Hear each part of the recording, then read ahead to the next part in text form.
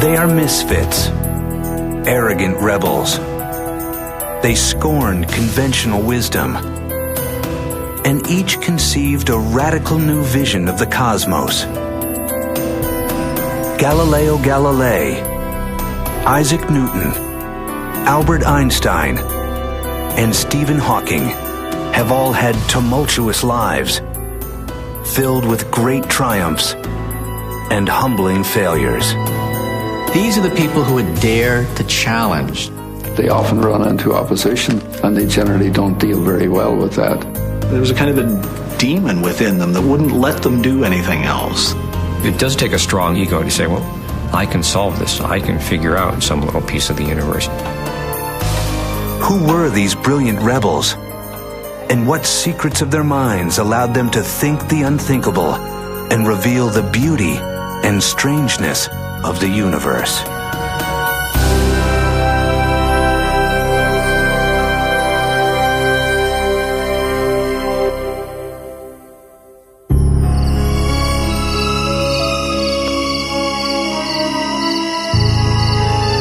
In 16th century Europe, life has a certainty that later generations can only envy.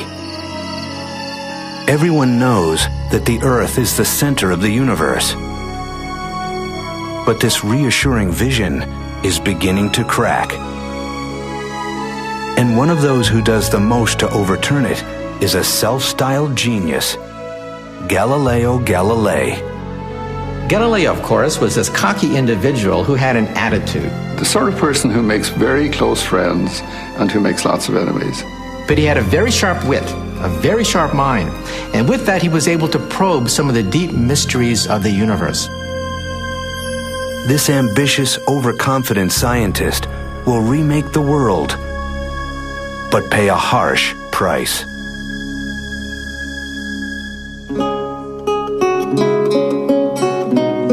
Galileo is born in 1564 in Pisa, Italy.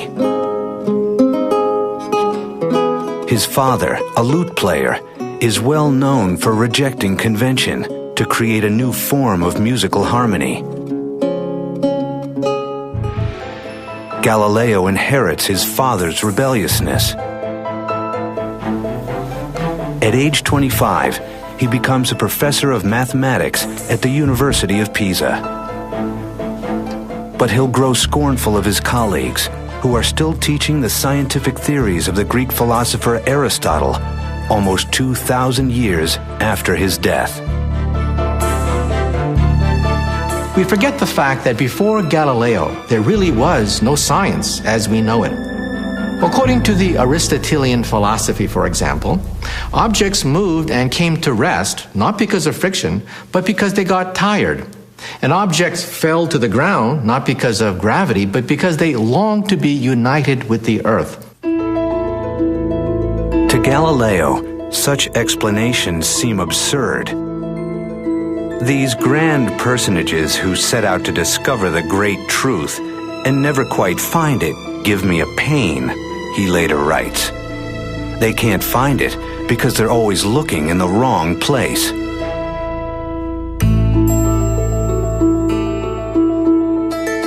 Now, Galileo is about to shatter thousands of years of belief.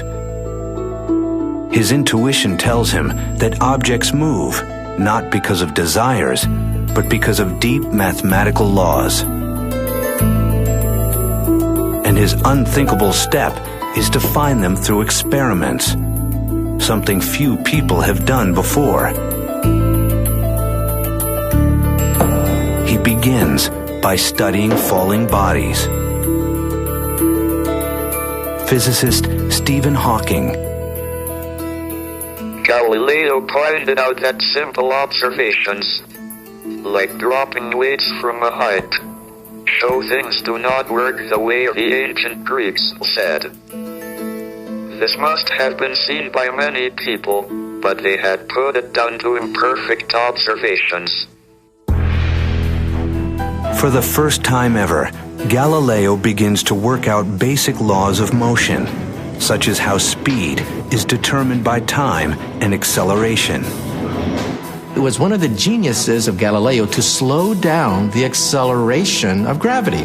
He got an inclined plane and had a ball roll down the plane, and then you could see with your own eyes the fact that an object speeded up as it went down. So he introduced the concept of acceleration. To us, that seems so obvious and logical. That was a major mathematical breakthrough to understand motion in those terms. For his role as the first experimenter, Albert Einstein will later call him the father of modern physics. Galileo has pioneered the path that Newton and Einstein will follow. The search for mathematical laws that lie behind all motion. But progress is slow. Only at the end of his life will they finally be published.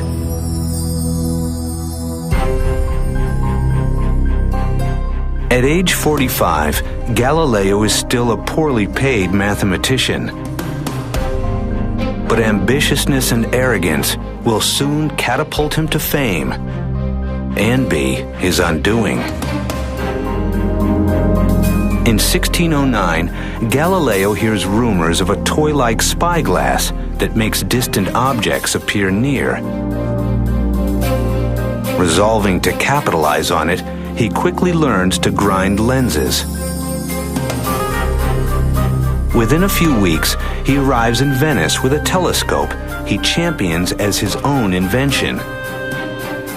He impresses Venice's navy so much that officials double his salary. Galileo did not bother to tell them that this was an instrument that was being exhibited and sold in many other places. There was considerable chagrin when they discovered that, in fact, this was not Galileo's unique invention. Well, what can you say? He was obviously being a good businessman there. To the free-thinking Galileo, the telescope also offers an opportunity to ask questions few others dare. 60 years earlier, the astronomer Copernicus proposed the radical idea that the Earth revolves around the Sun. But Copernicus had little evidence for his theory, and it contradicts passages in the Bible. In the time of the Inquisition, such speculation treads close to heresy.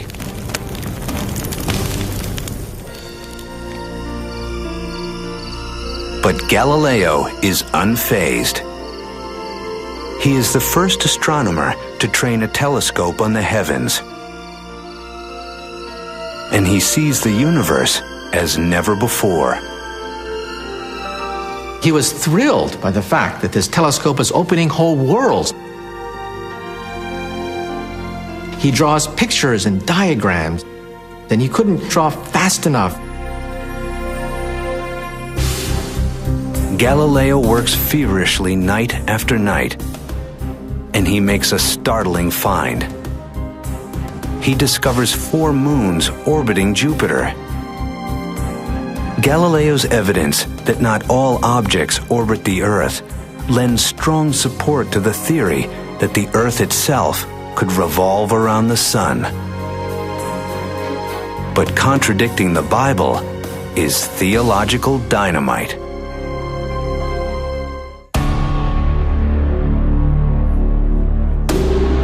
For those who cast doubt on his new theories, Galileo has no patience. He's seen the universe in a new way with his own eyes.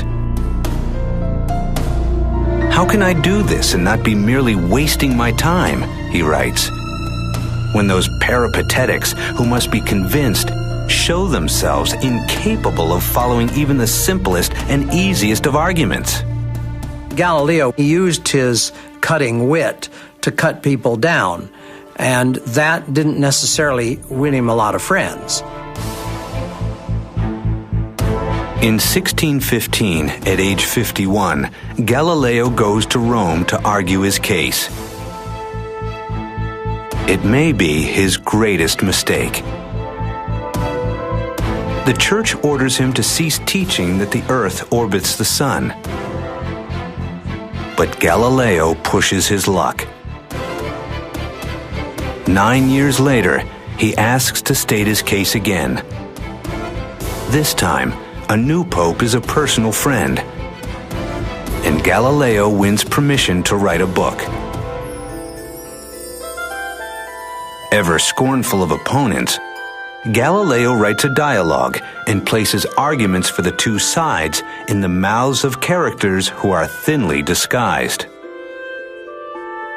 When he wrote his books, it was very clear who was the smart one, who was the stand-in for Galileo, while the Aristotelians come out as the fools. In 1633, Galileo is arrested by the Inquisition. The Church accuses him of heresy. But perhaps the real reason that Galileo is brought to trial is that he has gone too far in his efforts to persuade. Galileo has put one of the Pope's favorite arguments into the mouth of a foolish character in his dialogue. The Pope was told by people around him that Galileo had tried in the book to make the Pope look a fool.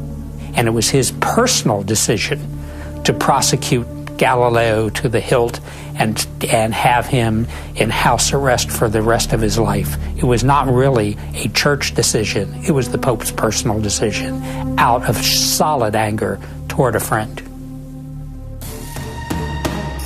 Galileo expects a simple compromise. Instead, he is threatened with torture. Bowing to the inevitable, he falls to his knees and recants.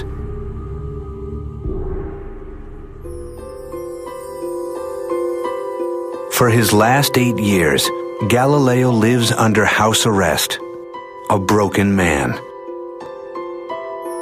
He will gain immortal fame for championing the view that the Earth moves around the Sun. But to the scientists who succeed him, his greatest achievement is different.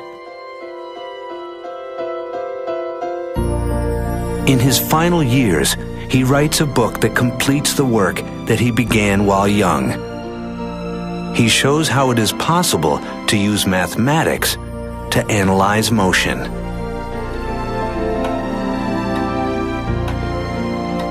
Ironically, the year Galileo dies, a boy is born 800 miles away who will bring Galileo's ideas to completion.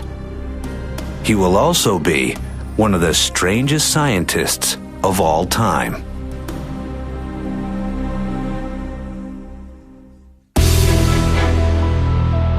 Perhaps no scientist has ever worked so hard without regard for food, sleep, or human relations as Isaac Newton. Isaac Newton was a much darker figure. He was a loner. He was pathologically incapable of small talk. We would use the term obsession. I would say he's the closest example I can think of someone who was consumed by his work. He may also be the greatest scientist of all time. When he is born, the physical world is barely understood. Yet by the time he dies, he's worked out the precise laws that describe all motion, from the fall of an apple to the orbits of planets. There just hasn't been another human being we know of quite like Newton.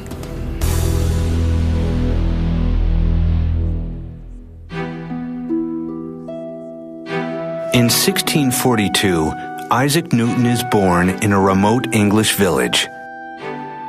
His childhood is an unhappy one. His father dies before he's born, and when he is just 3, his mother farms him out to a stern Puritan grandmother. When his mother remarried and left him with his grandmother, Newton felt betrayed and isolated, and I think he never quite got over that. He will later write that his childhood sins included threatening to burn his mother and stepfather in their house.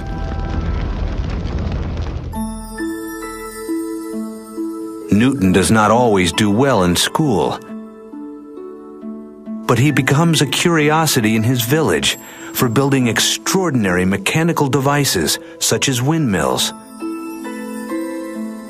A schoolmaster convinces his mother to send him to university.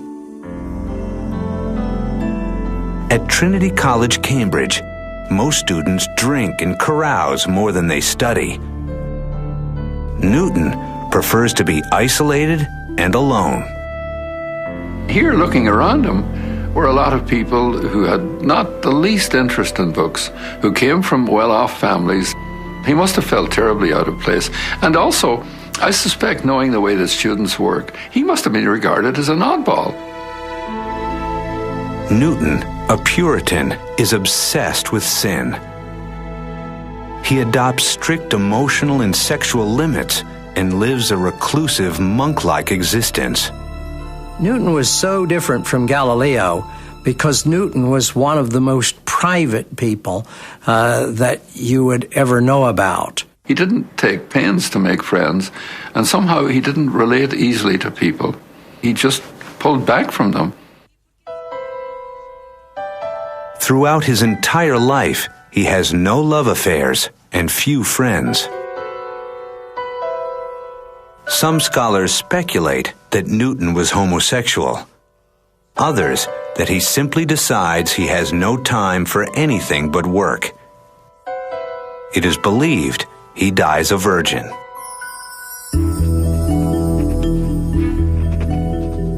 In school, Newton pours all of his passion into his studies. Like Galileo, he's captivated by mathematics. He learns advanced math on his own. And then he begins to create a new mathematics to analyze motion. He invents calculus. Newton is fascinated by the way the sun rises and sets in an unbroken arc. Newton's brilliant insight was the fact that when objects move, they can be viewed incrementally, piece by piece, tiny little increments at a time. And when you add up this motion, you get beautiful spirals, you get ellipses, you get circles. And just remember that when Isaac Newton was scribbling down all his notes, he was creating calculus at the rate at which freshmen in college learn it. Had he told anyone, he would have been recognized as the greatest mathematician in Europe. But Newton keeps his discoveries to himself, preferring to work out the details alone.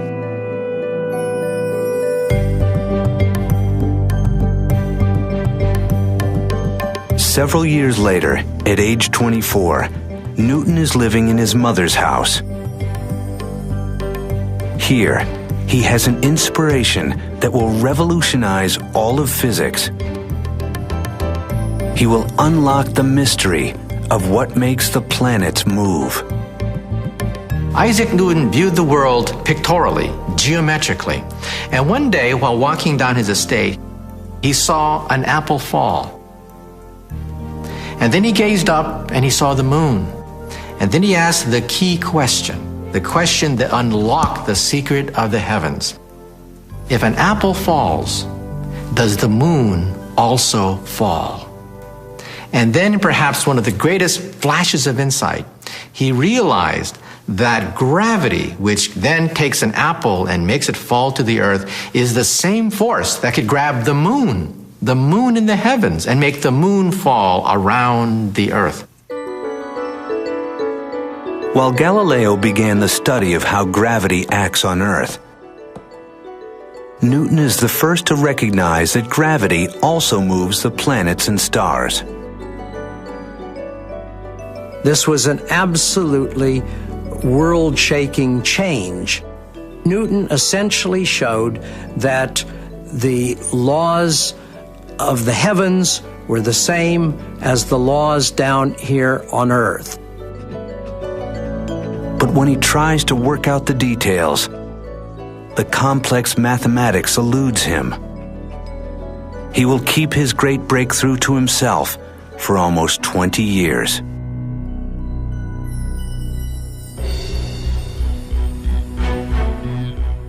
Newton soon becomes a professor of mathematics at Cambridge University. With few teaching responsibilities, he works on math and physics around the clock. His colleagues will soon recognize his brilliance, as well as his prickly and strange nature. In 1672, Newton's invention of a new telescope wins him admission to the Royal Society, England's association of greatest scientists. Flattered, Newton allows them to publish a brilliant paper on optics.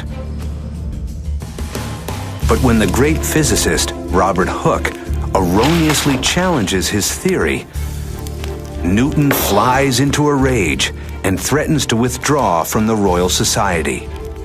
His reaction to criticism is almost always to carefully explain why what the other person has just said is out and out foolish. He was an extraordinarily fragile personality. As one of his biographers had said, his motto is rule or sulk, and he spent a lot of time sulking. Some historians speculate that Newton's vindictiveness, inordinate sensitivity to criticism, and obsessive work reveal symptoms of a mental illness such as manic depression. We will never know. If he does have a mental illness, it does not slow him down.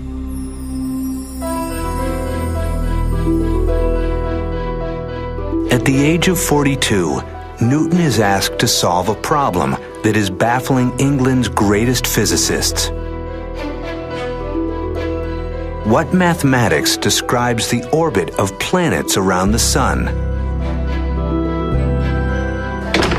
Seized by inspiration, Newton shuts his door and begins work on his greatest masterpiece. Like Galileo, he is guided by strong intuition. Now, he sets out to crack the complex mathematics of gravity that he began years earlier. For almost 2 years, he communicates with almost no one. His only form of exercise is pacing. He would sleep very little, that he would work 18, 20 hours a day, that he would skip meals and simply write. He had the power to sit in his chair undistracted, focusing, obsessed with one problem for years at a time until it finally cracked. At last, Newton reemerges with a masterpiece that will change the world: the Principia. A ruthless simplifier, Newton strikes at the fundamentals. He uncovers how mass interacts with force, inertia, and acceleration. But his greatest insight is to define gravity. He is the first to call gravity a force acting at a distance. And through breathtaking mathematical breakthroughs, Newton lays out the precise laws that determine the motion of all objects. Newton's Principia, published in 1687, was a scientific revolution. In it, Newton gave the first precise description of the laws that govern the motion of bodies, from cannonballs to planets. When you look at the Principia and the number of mathematical problems solved in it, doing that in an 18-month period, this is not a normal human being in any sense of the word. Newton has completed Galileo's quest to mathematize motion. But over 200 years later, another arrogant rebel will discover that at very high speeds, Newton's laws fail. And the universe is stranger than anyone ever imagined.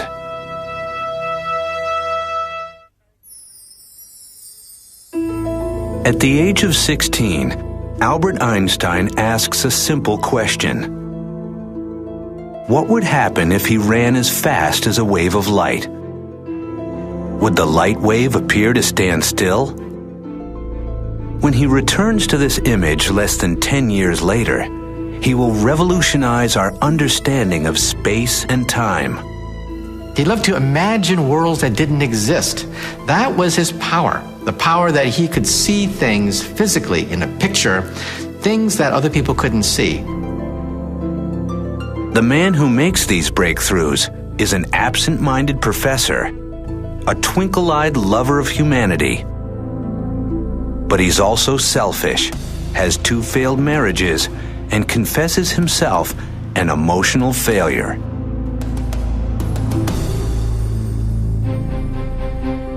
Albert Einstein is born in 1879 in southern Germany to middle-class Jewish parents. As a child, he is quiet and withdrawn. His parents began to think maybe he was retarded because it took so long before he began to speak. But he was just busy thinking, apparently. As a young boy, he is fascinated by puzzles and games and shows remarkable perseverance. At age 9, he builds a tower of cards 14 stories high. By all accounts, Einstein as a child was a nerd. And as a consequence, the other kids would make fun of him. He was apart. He lived in the world of books, the world of ideas.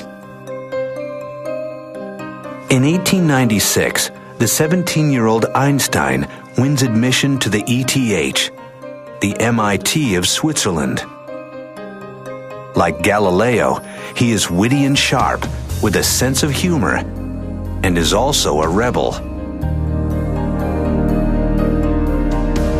Einstein has resolved to become a theoretical physicist, but he feels stymied.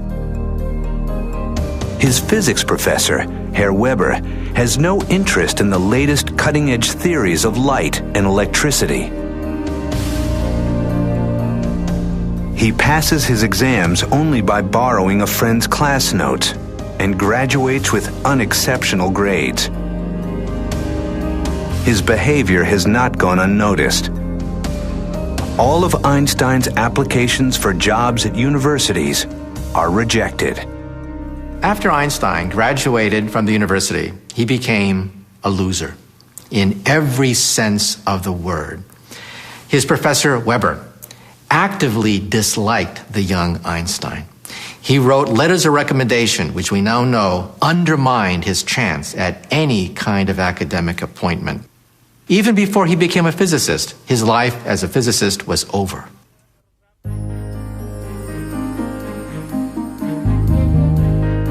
Two years after leaving university, Einstein finally finds a job as a clerk in a Swiss patent office.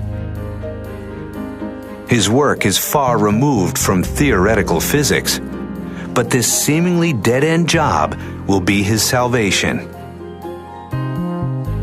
In Bern, the 23-year-old clerk quickly settles into a bourgeois existence. He marries Mileva Maric, a fellow student from the university. Luckily, his job is undemanding enough that he can steal time to grapple with cutting-edge questions in physics, such as the nature of light.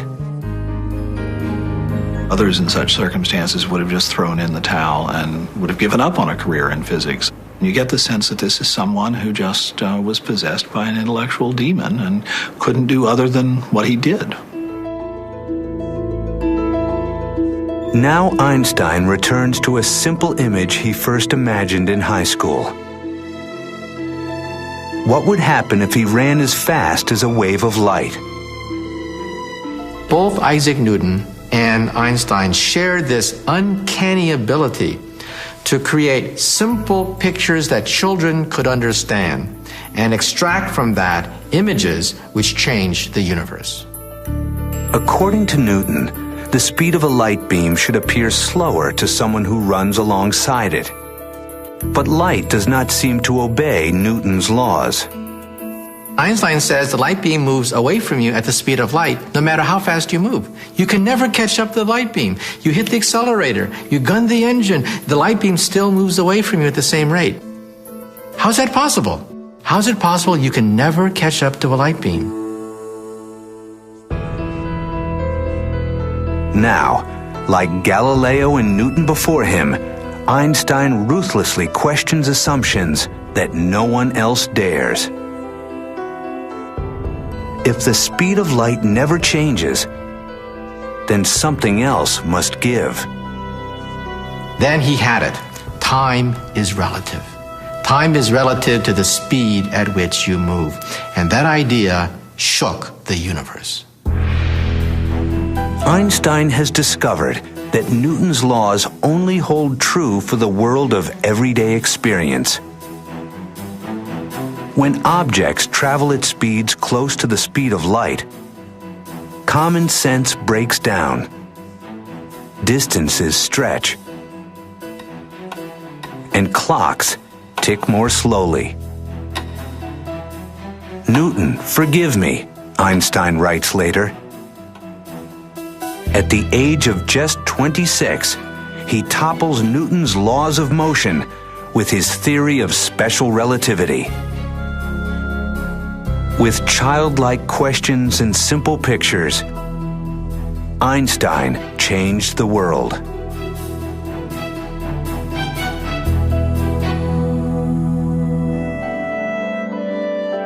In 1907, Einstein turns to new scientific challenges.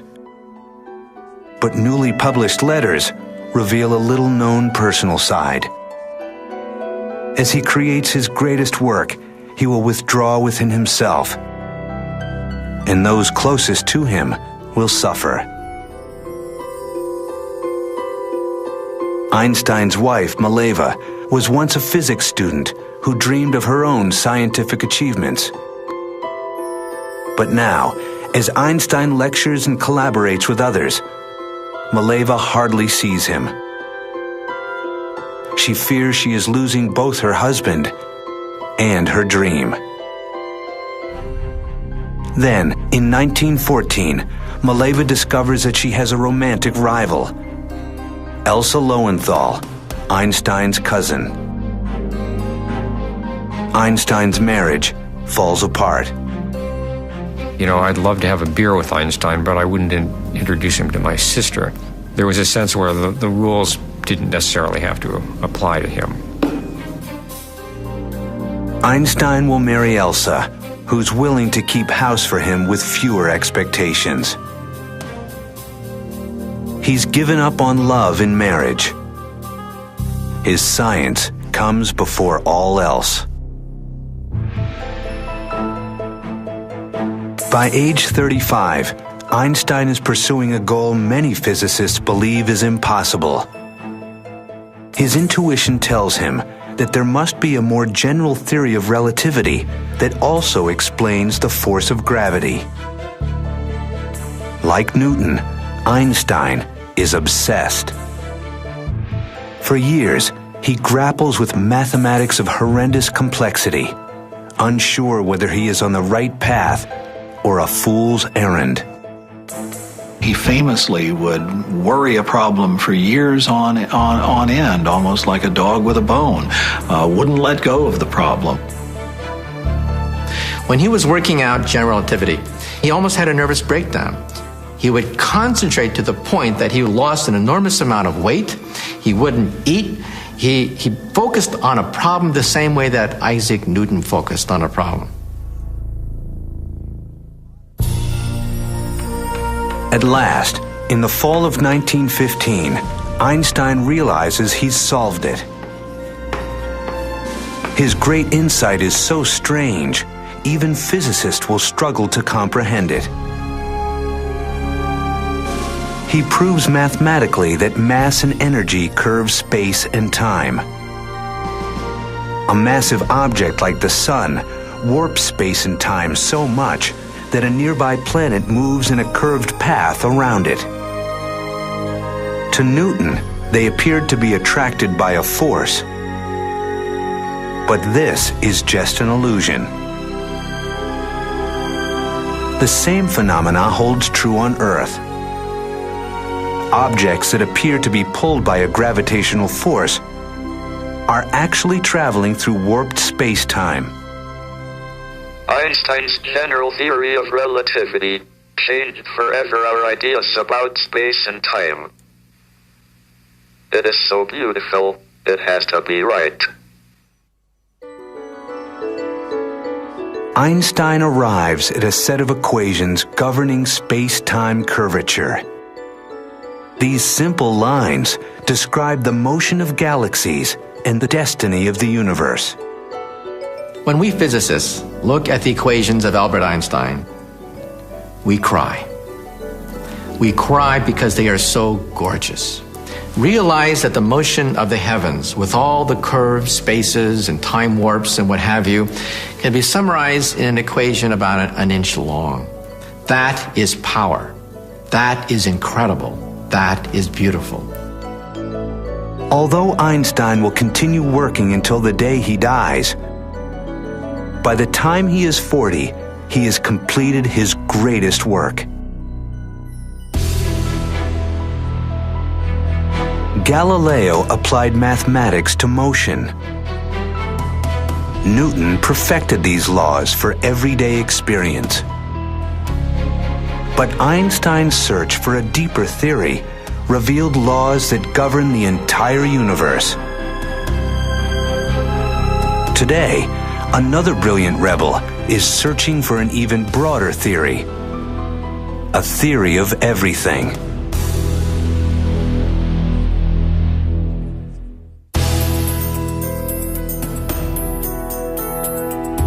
No living scientist has shaken the foundations of physics like Galileo, Newton, or Einstein. But among those who have advanced cosmology's frontiers is a once lazy student named Stephen Hawking. Today, he holds the same chair in mathematics at Cambridge University as Isaac Newton. I was born 300 years after the death of Galileo. I hold the same job at Cambridge as Newton did, and I work on Einstein's general theory of relativity. Of the three, I feel closest to Galileo. He followed his nose and was a bit of a rebel.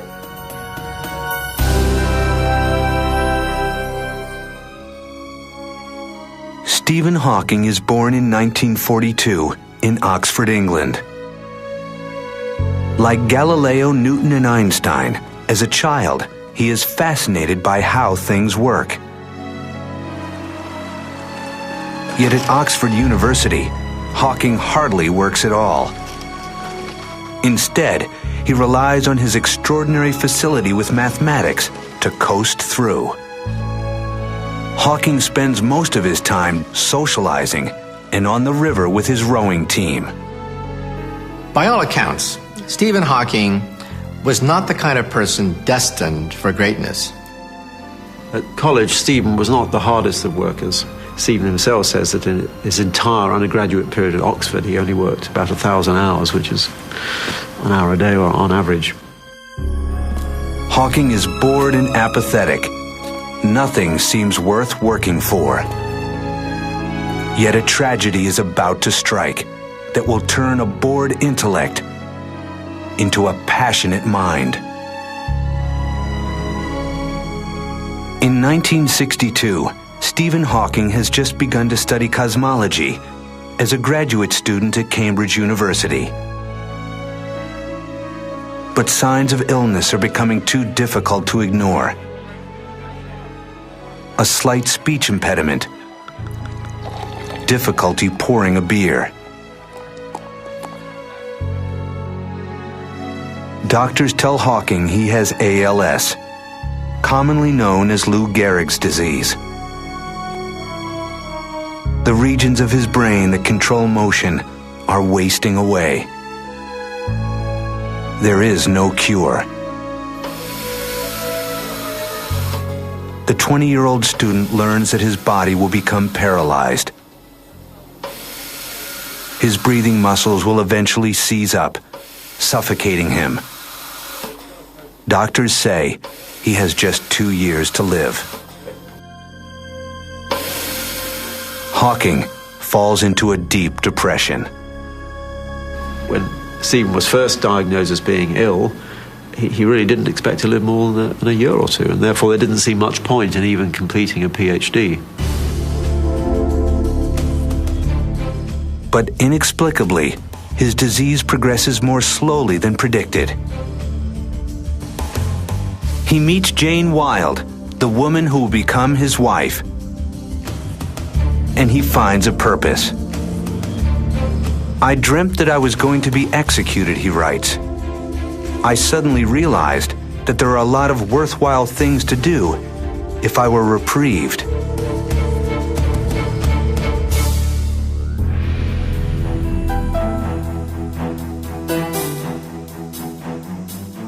Now Hawking begins working hard for the first time in his life, and to his surprise, finds that he likes it. By the early 1970s, Stephen Hawking is a well-established cosmologist. He is also in a wheelchair. Yet he is remarkably stubborn. Nothing will keep him from living a normal life. He has children, he works intensely, and he is about to make a great breakthrough that will extend Einstein's theory in an unexpected direction.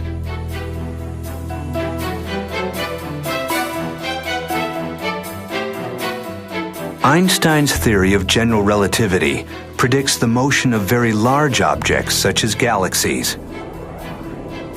But it cannot explain the behavior of the tiniest subatomic particles that are the building blocks of the universe. Their motion is only predicted by a different theory called quantum mechanics. And to the frustration of Einstein and every physicist since, the two theories appear completely incompatible. Yet Hawking is brash enough to tackle the impossible. When Stephen Hawking was doing his pioneering work, there were two armed camps. They hated each other. They never talked to each other. On one side were the true blue loyalists, the ones who held the flame of Albert Einstein burning bright. On the other camp were the quantum theorists. They dealt with the world of particles, subatomic particles, hundreds of them, thousands of them, and they didn't talk to each other.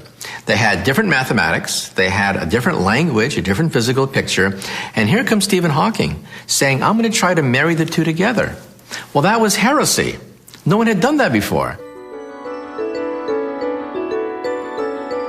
Now Hawking asks, what happens if you look at a black hole, a massive object, but zoom in to its smallest scale?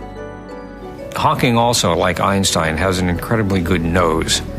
That he has an intuitive feel for interesting questions to ask and how to ask them. Black holes are the most bizarre and extreme prediction of Einstein's theory of gravity. Theoretically, if a mass is extremely concentrated, for instance, if a star were compressed into a ball just miles wide, the space around it will become so warped that gravity will keep everything from escaping, including light.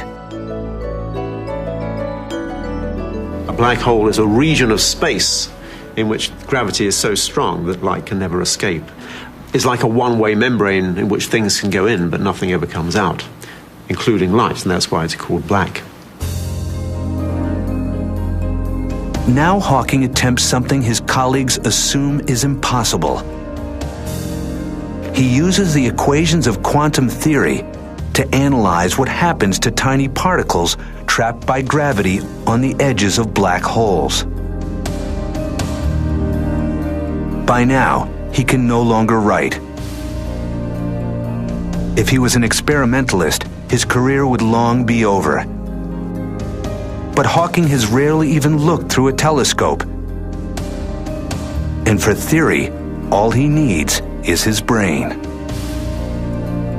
Like Newton and Einstein, Hawking has great powers of concentration. He reruns long, torturous equations again and again in his head, checking and rechecking his calculations. He tends to think in pictures, and he tends to start with some idea that he thinks he is right, and he goes from there. He has to rely upon keen insight and leaps of logic to compensate for the fact that he cannot check every single line. He just has a tremendous drive, a tremendous determination to get to the bottom of things. Hawking's results shock him. Black holes are not completely cut off from the rest of the universe as once believed. Instead, their edges shed tiny particles, now called Hawking radiation. The arguments are so compelling, everyone now agrees that black holes must give off Hawking radiation. The radiation will carry away energy and mass, and the black holes will slowly evaporate and eventually disappear. Hawking has shown that, like water in a boiling kettle, black holes slowly evaporate away. Just as importantly, he's proven that in one particular case, general relativity and quantum theory can be fruitfully combined. My discovery that black holes are not completely black, but should glow like hot bodies, was the first example of an effect that depended on both the large and small scale theories. When the result came out, it was so beautiful. It just had that feel about it. Just talking about it was like rolling candy on the tongue. Finding a theory of everything, a deeper theory that unifies Einstein's equations and quantum mechanics, is now the holy grail of physics. It would explain the origin of the universe. And Hawking has created new hope that this ultimate puzzle can be solved. It's clear that Stephen's discovery of black hole radiance was an important piece of the final jigsaw, even though we don't really know what the final jigsaw is yet. Who were the greatest physicists? They were ugly ducklings, rebels, and nerds, consumed by deep intuition and unafraid to question the most basic assumptions. It does take a strong ego to say, well, that's not so tough, I can crack that. I mean, the odds are really against you. There's no guarantee that there are any answers out there, that science actually works. You're really taking a huge chance. Their stubborn persistence revealed deep laws of nature, but their quest remains unfinished. And such brilliant minds come along only once in a great while. Yet who knows? It's possible that the next brilliant rebel is already among us.